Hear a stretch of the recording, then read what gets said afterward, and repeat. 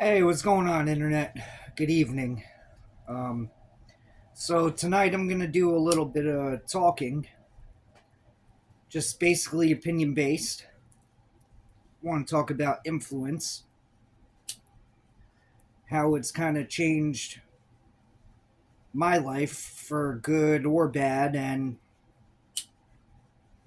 some experiences and thoughts and things of that nature. So we're gonna kick back and smoke a little bit, get a cigarette, and talk. So for me, my biggest influence, I hate to say it, was chemicals like drugs. Um, I started at an early age. Probably around like 13, 14 was the first time I indulged in cannabis, which I loved, but it quickly became a huge part of my life because I didn't really have much of a positive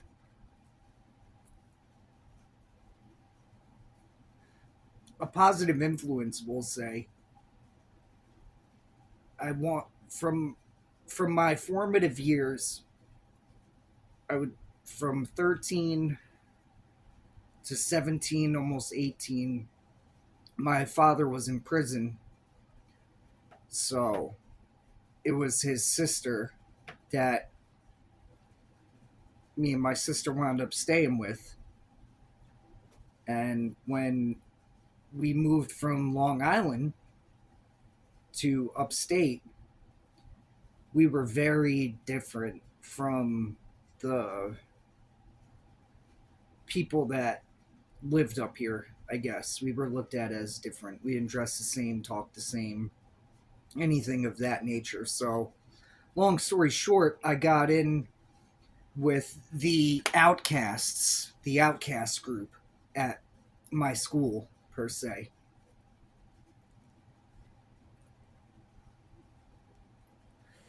And I wound up becoming best friends with this kid. His name was James, and James lived down the road from me. So we rode the bus together and stuff like that. And he introduced me to smoking pot and drinking, and that's how it started at first. Then eventually, I wound up trying some prescription pills in my early teens. Never really abused it from that age. Wound up doing that later, but yeah, I stopped focusing on my schoolwork, which I never really did in the first place. Um, and I started focusing on wanting to party and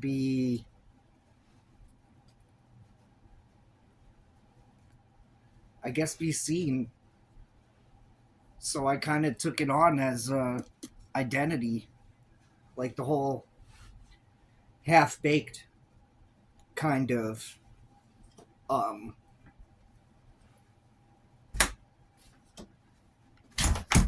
like the whole half baked kind of aura. I kind of embodied the typical stoner. I thought it was cool, and it got me friends. It got me accepted into a group. When I came up here, I wasn't accepted.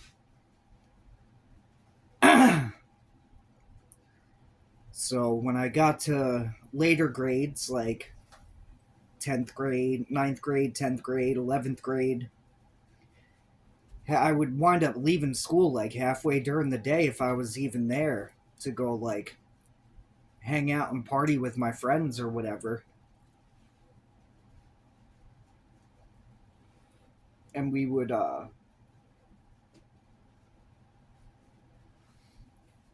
quick story, right? So at one point in time, I don't know if anybody can relate to this, but the chlorocidin pills, Robitrippin. So me and my friends, we started doing that for like maybe 2 weeks, and it got really out of hand. Um, like my one buddy had like a borderline stroke, like passed out at school and was throwing up, and another buddy of mine like fell off of a porch, a second story porch, and broke his back uh, on chlorocidin pills. Um, Another buddy of mine, I guess one day we were hanging out and he like he started freaking out kind of, and he wound up running home through the woods, which was literally like 6 miles away.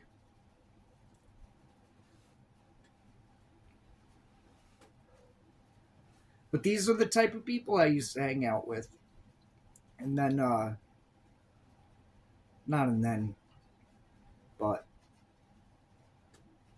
as I got older, that was typically the type of people that I hung out with. And then I mentioned in the first video I did, I got a job working on the Delaware River at a small company called Cedar Rapids. And, basically canoeing, kayaking, rafting, and camping. And we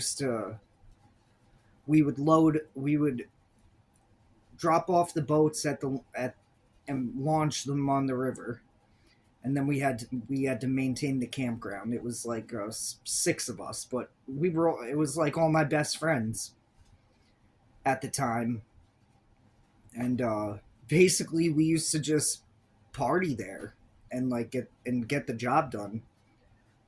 Any chance we had, we were behind the raft pile smoking. Any chance we had, we were in the campground cleaning garbages and getting beer and liquor from campers. And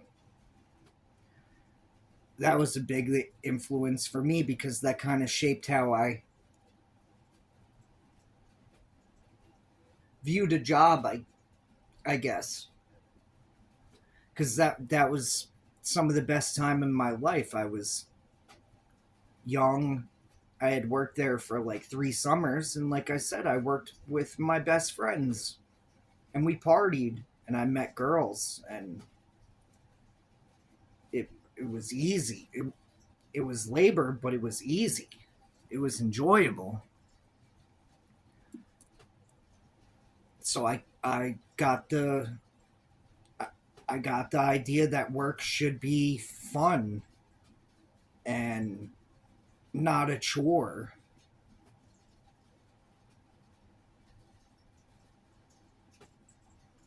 And that was what influenced me to do like the cannabis thing, because I met so many. Anytime from growing up, cannabis was like a like a the word I'm looking for, like a catalyst to meet people and to find level ground, um,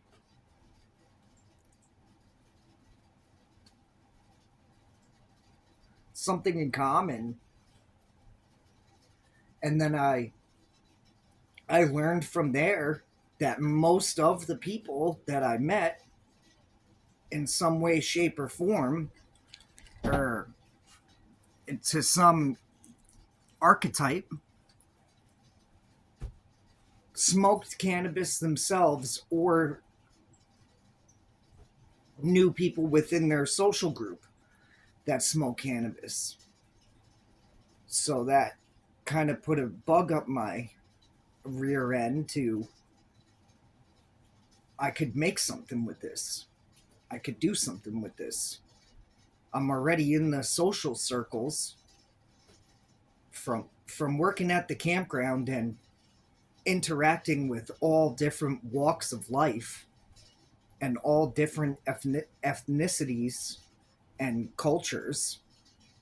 I learned how to speak to people. I learned how to help people and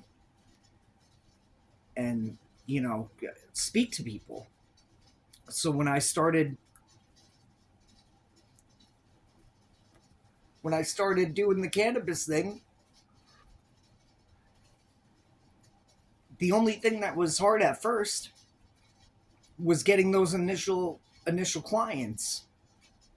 Once I had gotten the initial clients, and I'm not trying to toot my own horn, but I'm a kind of personable guy. I'm a likable guy. I can adapt and I'm not saying be fake or whatever, but I can put myself to a form where interaction with a lot of walks of life is pretty easy for me. I can adjust my attitude and vocabulary to to meet the standards needed of the type of person that I'm dealing with. So selling the cannabis, once it got going, kind of had the snowball effect because I would meet new clients, and the next thing would the new clients would be asking me if they could refer their friends as clients, or if I could accommodate to. And I just wound up meeting so many people, and was fortunate enough to make a career at it. Unsuccessful in the long run, but very successful in the go of it career, and be happy and do something that I was enjoying. But like I said, the influence of the ease and comfort for myself personally really came from that first job at that river company. Because any other time, like I've done almost all, all types of construction jobs and stuff like that, but it never lasted long. The longest construction job I had was doing roofing with a friend of mine, this kid from Florida, Billy Bob. His uncle was had a roofing company, a small roofing company, and he got me a job working with them, and I worked with them for probably a little bit over a year. And we got it like a bigger job to do a roof on one of the town buildings here local, and it was a bidded job where it wasn't for like our regular pay, so we were getting paid. This was probably around like 2015, 16, 17, maybe. No. Yeah, maybe 2017, 2016. Anyway, it doesn't matter, but we had gotten this job to do the town building I was getting paid $21 an hour. So that job took us about, I got a full paycheck, I know, for a whole week's worth of work. I finished the job, I know that, but after that job was over, I quit. And I took the money that I had made, and I had contacted a friend of mine that I was getting my cannabis from. And I said, I got a bunch of money and I need a better deal. So he took me to where he was getting his stuff from. Basically, we went down to the city in Queens, and I was doing that for a while. Me and this guy, his name's Paul. We would go. Sometimes we would go like 3 times a week. I would drive down to the city, and we would go meet the. I don't know if they were Jamaican. They were either Jamaican or Haitian. I know they had big ass swords, right? Like these guys were very proud of their cutlery. These guys had some big ass swords. Uh, and they took us to like, we used to frequent the jerk spot, and it was amazing. Except for like if you didn't debone that properly, you were, yeah. But anyway, so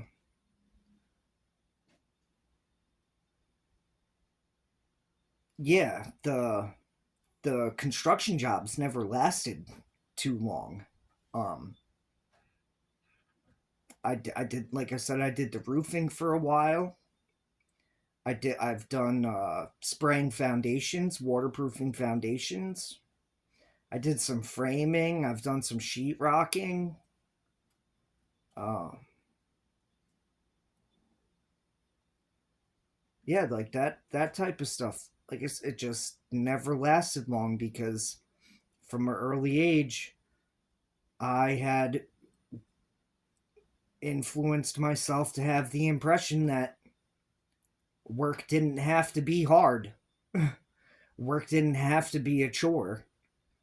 I could wake up at these jobs. I could find the jobs that I was finding, the situations I was putting myself in. I could wake up and not be miserable to go, to actually be happy to go.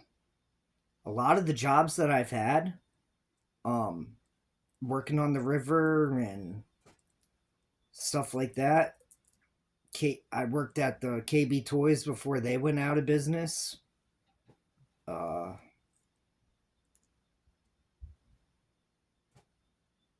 but a lot of the jobs that I've had where I was so pleased, I would go to my jobs on my days off and like hang out, like go there and like hang out with people, and it never was like a job. It was. I just personally don't think that work has to be like that. I think that we. This is a little off topic, but I think that people allow themselves to be influenced by the society and culture and their parents and the circumstances that they grow up in, that you know work is some chore or something that you're not supposed to enjoy, that if it's not hard you're not achieving, or that if you're if you're not tired when you get home, it wasn't, whether it's mental, physical, you know, if it's if it's not doing something to you, it's not work. And that's, I don't believe that to be true. I haven't allowed myself, and I've had the people jibber jabber to me about, oh, you need to be more realistic, and you're not just going to keep coasting through life. And yeah, I'm at a bad spot now. I'm in a bad point. Life hasn't, and I've been in bad points before, but it, I don't expect to just coast through life. And I never expected to coast through life because, in my opinion, I haven't coasted through life. I've been in, I've had some really good times. I've had a lot of money at times. I've had a lot of friends at times. I've had a good time. Um, but it wasn't always like that. I've had some really bad times also, and I've lost a lot. And I've lost a lot of these friends because I don't have friends anymore. Um, so I've lost a lot of these friends, and to what my perception is changing as I'm getting a little older. I don't know how to explain it, but the values and things a lot of the things that I used to believe, I don't feel as strongly anymore. Like back in back in the past, if I had a lot of stumbles. I've lost everything a few times and had to come back. But I feel like a part of my problem was my business was always a crutch. So even the times when I had money and I could have tried to do something else, I was so caught up in my cycle and then my comfort, that I didn't think to try to do anything else. I thought that I'd be able to almost kind of ride the ups and downs of the wave forever. And that wasn't the case. And I kicked myself in the ass my for my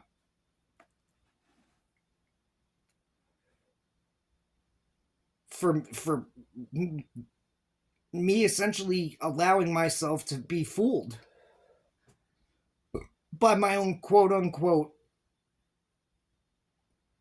achievements, or how I don't know what to call it, but I had a degree of comfort, and it worked every time. Sometimes were harder than others. Um but it worked every time until it didn't. But the drugs had a lot to do with that. To be honest, at 30 years old, it was the first time I tried heroin. Um, just sniffing it, but I eventually wound up shooting it for a little while, probably about a year. Uh, but 2000, oh yeah, 2017, 2018, I went into rehab. I did a 12-month inpatient, and I probably did about 4 to 6 months of outpatient. Never completed the program, didn't get a certificate or anything. I mean, I did for graduating the inpatient, but I never completed the program. Honestly, that system, and this is way off topic, but that system is designed to keep people there. That system's not designed to have any type of relative success rates. Because if that business was successful, it would go out of business. Because each one could teach one.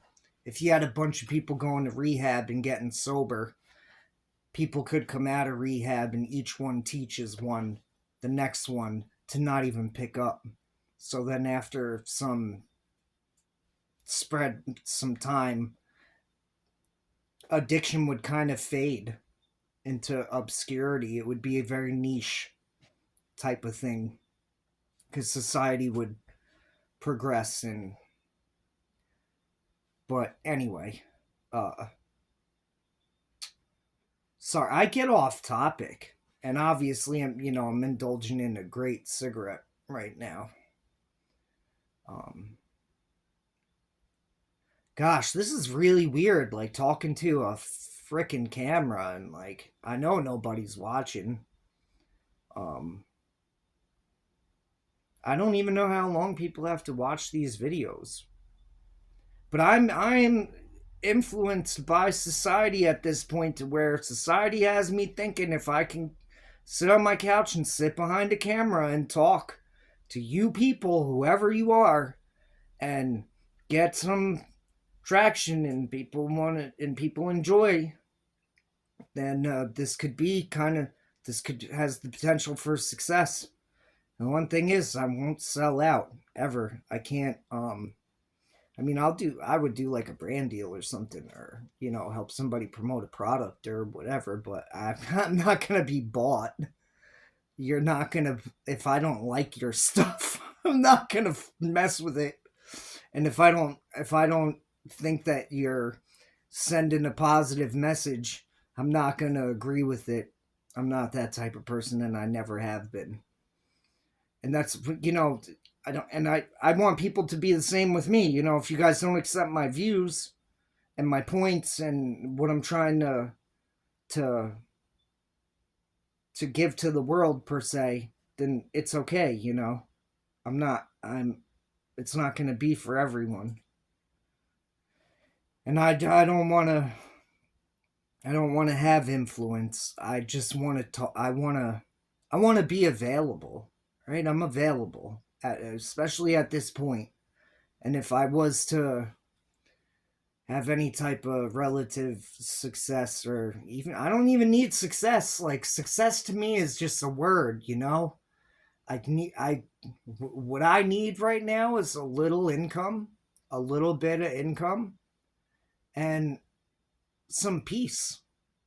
This is going to help, though. This, and I hope it does anyway. I gotta get my thoughts collected a little bit. I was thinking about writing down some notes and stuff, but I'm not used to this. And I'm gonna have to take the time to figure out how to not use certain words like and kind of and like.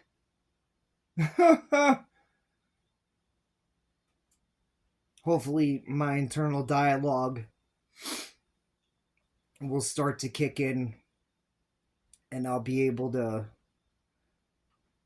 Because I don't know if it's a proper etiquette to pause. I watch motivation. I allow myself to be influenced by these so-called motivational videos on YouTube and the internet, and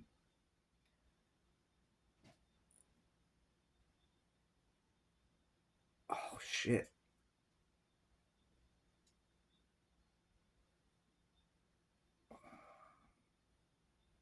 That is that is absolutely insane that my mind just went super super blank. Oh, my internal dialogue. I let the motivational videos make have they have me believing that if I can pause and let my internal dialogue speak before I let my vomit pipe spit out the garbage most of the time, because I speak a lot of garbage, and I'm trying not to, but if I'm trying to let my internal dialogue guide me, I'm trying to let my heart. I need to be better to myself. We need to be better to ourselves, people. You know, and we have to listen to ourselves. We have to take ourselves seriously. And I'm not saying succumb to your feelings to such a degree that that they control you. But don't try. I don't want to try to disengage from my feelings so much to that they just don't matter, because I believe my feelings do matter, and I believe that my feelings can influence me and pose as a guide to take me in the right direction. It's hard to explain. It's like for some reason I have anxiety lately, and I've never dealt with that before.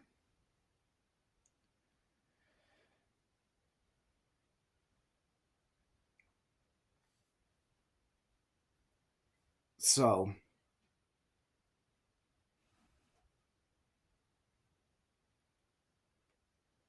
taking a second to slow down.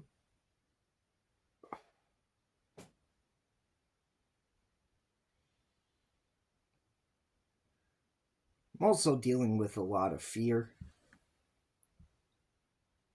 of the unknown, because I have dreams and aspirations, and I think we all should, and we should want to follow them regardless of what the world has to say. Uh,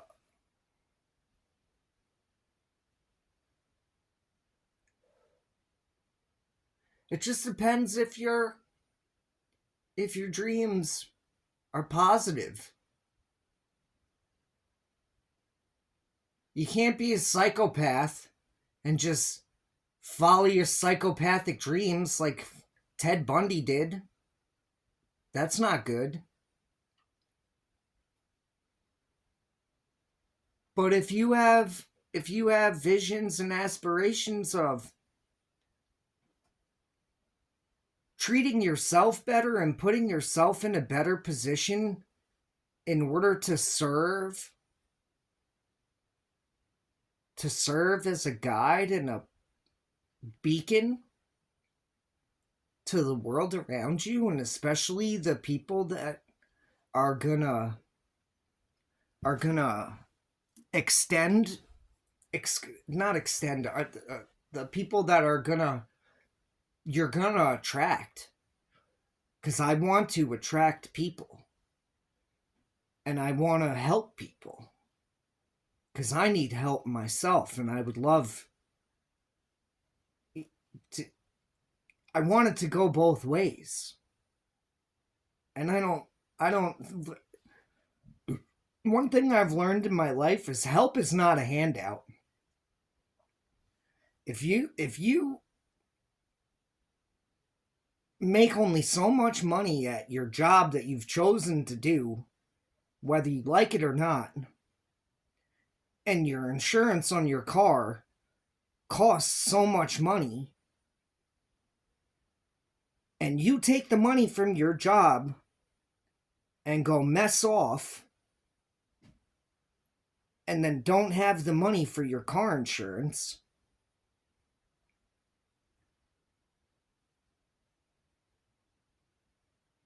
you can't call somebody and be like, hey, I need help. Because you don't need help. You need a handout. Because you messed up the money that you weren't supposed to go mess up. So I think there's a difference between help and handouts, especially when it comes to money. Because I don't think giving people money helps either. I think that money is something that not only people should be taught about, like in school. Like, I wish I was taught more about money in high school or school at all. But money is something that should be taught and not valued as in purchase power, valued as in like a tool. Like when your tire goes flat on your car and you need a T-bar to break the bolts on the side of the road so you can get the tire off to change it, that's like money. You need the T-bars like money. It's like a tool. If you don't have the T-bar and you get a flat tire, you're not going to fix it unless you're going to rely on somebody else, which I think you should have the tools, at least basic, to a basic degree. A person should have the tools, metaphorically. Whatever tools you need, you should have them. I'm working on having them. But right now, my biggest thing that my biggest issue is overcoming myself, overcoming the fact that I feel like a failure,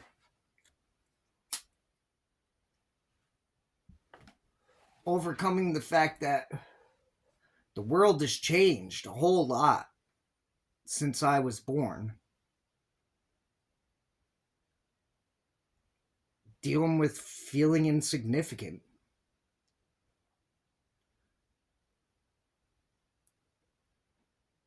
dealing with loss,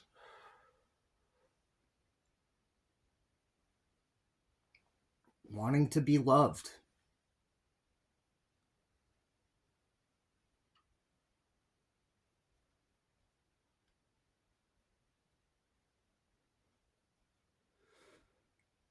You know, should be able to relate to that. And if you can't, you better take a look at yourself. Don't get me wrong, I'm not all the way there yet, but I do want to love myself. And I want to love myself for my flaws, too. I've been sober for. I had a relapse after that long stint in rehab I told you about when COVID hit. I was driving taxi. It's a job, and anyway, I wound up using my drug of choice. My drug of choice is everything.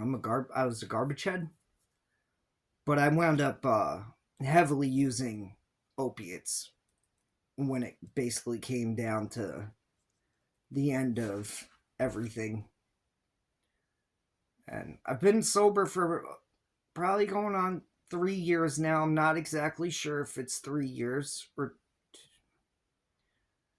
November or Thanksgiving 2023. Yeah, so 3 years. But I still indulge in a little bit of booze. Lately it's been getting a little much. But my father's terminally ill with cancer. And I don't have any other family, and I know that's excuses, but I'm trying to escape. And then most of the time it's mentally trying to escape. I don't know if anybody can relate to that. It's tough, though, it's tough for me right now.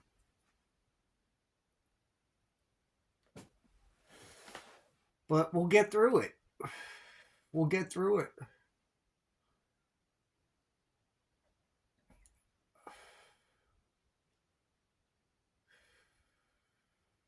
I shouldn't be drinking, though. I don't even have a license. Well, I can get it back, but I lost it because of drinking. Every time I ever lost my license was because of drinking.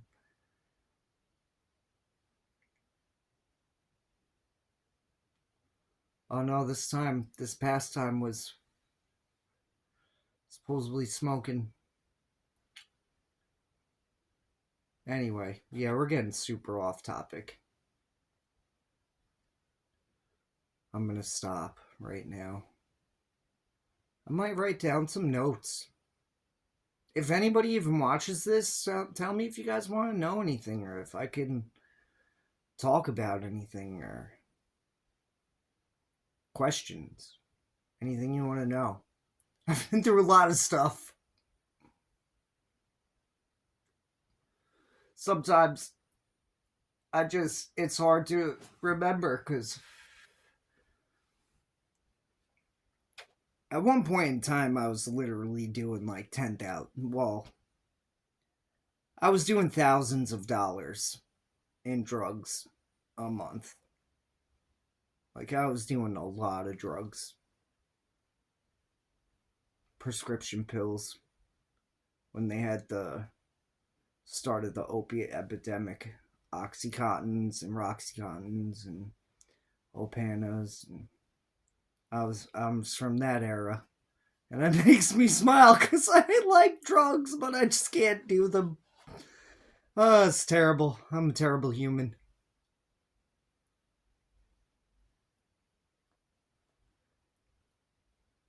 But yeah, they did a number. They did a number. These drugs aren't the same anymore. Not anymore. The fentanyl and the xylazine and the freaking, I don't know. Last time I was doing any type of heroin,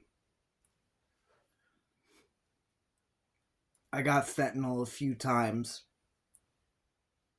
And not that I was ever scared to do it, right? But anytime I was doing drugs and I would get new drugs, I was always doing the same type of drug.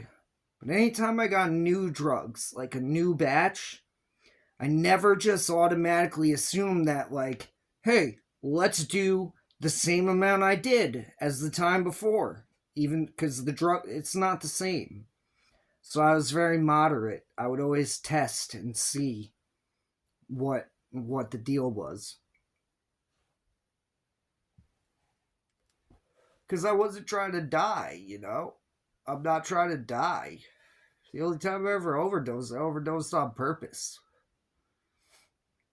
Oh, it's terrible, terrible stuff. But um, things got really bad for me when I was shooting heroin, and it got to the point to where, because I told myself that I was never gonna shoot, and I didn't ever think that I would wind up doing it in my father's house. And I just got to a really low point because I wasn't making that much money, and most of the money I was making a lot of money, but most of the money I was making was going to drugs, and it was just a cycle. Sell whatever I was selling. I always sold mostly weed, but I was a drug addict. So if I had other drugs, I was selling other drugs. So it was like a cycle. Cop, use, make money. Cop, use, make money. Cop, use, make money. But, I mean, it just is nasty. It's a nasty, nasty cycle. Um, but yeah, I things got really bad, and I was doing a lot of heroin, and I was taking benzodiazepine like Xanax and Klonopin and Valium at the same time, and I got really depressed. I was journaling. I think I still have a lot of the journals, but like I got really suicidal, and I wrote little letters in the journal, like saying goodbye to the few people in my life that. And I was in my room one night, and I loaded up with the. I filled the spoon with probably twice as much as I had ever done, and I took a few Xanax. I took a few Xanax, and after I took them, in the time between letting them, I was loading up the spoon and and by the time I hit myself, I couldn't even, I didn't even get the needle out of my arm. I was lucky that because I was using the belt to tie off, and I was lucky that the belts that I had weren't the ones with like a clasp. They were always like ones that you loop through and pull. So I'd always just loop it once and pull it, and like kind of get it to where it would stay tight long enough, and then it would just come loose within. So I must have, I I was trying to commit suicide. So I take the Xanax in between, and I hit myself. I couldn't, the needle, I didn't even get the needle out of my arm, and I must have just, my head went back, and my arm went down, and the tie came undone, like enough. It was still around my arm, but it came undone, it loosened up, and my dad had woke, because I guess he used to check on me, because this was a regular thing where I would just be nodded out in my fucking bedroom. Sorry for cursing. I'd be nodded out in my freaking bedroom, and he came to check on me, and he said I was like gray, and he started slapping me. We didn't have Narcan at the time, but he said he probably slapped me around for like 20 minutes, like, and he said I came out of it.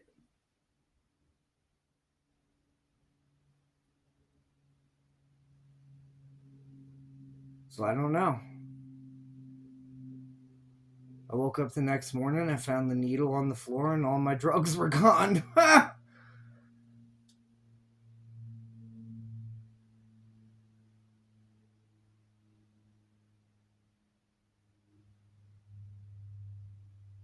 but I left. I just packed a bag and left. Probably went and got more drugs.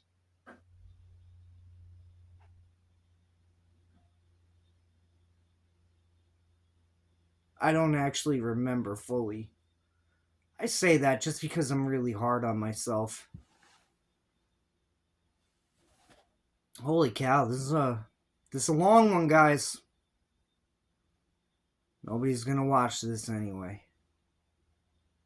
I'm gonna go.